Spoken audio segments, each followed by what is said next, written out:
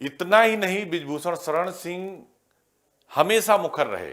उन्होंने कांग्रेस पर तीखा हमला करते हुए यहां तक कह दिया कि यह पार्टी आतंकवादी पैदा करती है।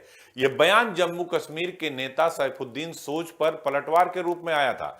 इसके अलावा ओवैसी हो, आजम खान जैसे विपक्ष के नेताओं पर भी बृजभूषण सिंह लगातार तीखे बयान देते रहे हैं, जो उन्हें सुर्खियों में बनाए रखता है। विरोधी भले ही उन्हें शिक्षा माफिया कहें, बाहुबली कहें, दबंग कहें, या ये कहें कि दबंगई के दम पर चुनाव जीतने वाले बाहुबली है बृजभूषण सिंह, लेकिन अक्सर बृजभूषण शरण सिंह अपने बयानों से अपनी इस छवि को और मजबूत करते रहे हैं। और इस छवि को बनाए रखने के लिए कई ऐसे किस्से भी हुए जो हर किसी की जुबान पर हमेशा चर्चा का विषय बने।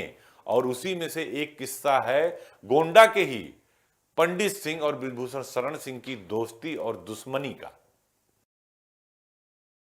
पंडित सिंह के बड़े भाई रविंद्र सिंह की मौत के बाद यह दरार और गहरी हो गई।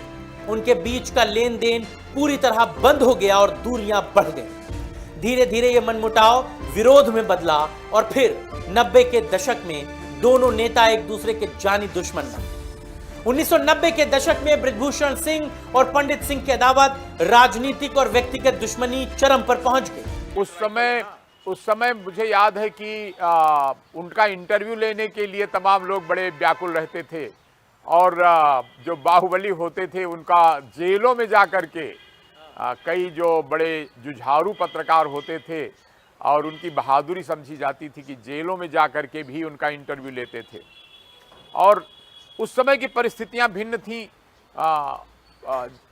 तरह तरह का पुलिस का उतना प्रभाव दबाव नहीं हो पाता था। कारण ये थे कि जंगल बहुत थे, सड़कें नहीं थीं, कम थीं। खास तौर से जो ये इलाका था बांदा चित्रकूट से लेकर के पूरा आगरा तक, इस इलाके में जालौन हुआ या इटावा हुआ, यहाँ सड़कें बहुत कम थीं और नदियाँ थीं। तो उसके उस पार जंगलों में डाकू बहुत शरण लेते थे। और बाकी जगह पर भी कुछ ऐसा माहौल हुआ था कि हर जिले का जो छटा हुआ गुंडा होता था, तो उस समय नेताजी मुलायम सिंह ने एक बयान दे दिया था कि हम इनको सुधार रहे हैं। तो सुधारने के नाम पर अपराधियों को करीब राजनीति में लाकर उनकी मदद लेकर चुनाव जीतने का एक सिलसिला चल पड़ा था। 1991 में बृजभूषण शरण सिंह पहली बार गोंडा से सांसद बने। उनकी अदावत 1991 से 1993 में गोंडा के डुमरियागंज इलाके में बड़ी मीटिंग के एक मामले में पहुंच गई। माना जाता है कि इस मीटिंग में कुछ लोगों ने बृजभूषण शरण सिंह के साथ अभद्रता की, जिसके बारे में कहा गया कि वो पंडित सिंह के लोग। इसी घटनाक्रम से जुड़ा एक बड़ा कांड था बल्लीपुर गोली का, जहां पंडित सिंह को गोली मारी गई। इस मामले में बृजभूषण शरण सिंह और दूसरे लोगों को आरोपी बनाया गया। यह मामला लंबे समय तक चलता रहा और 29 साल बाद दिसंबर 2022 में बृजभूषण शरण सिंह को इस मामले से बरी किया गया।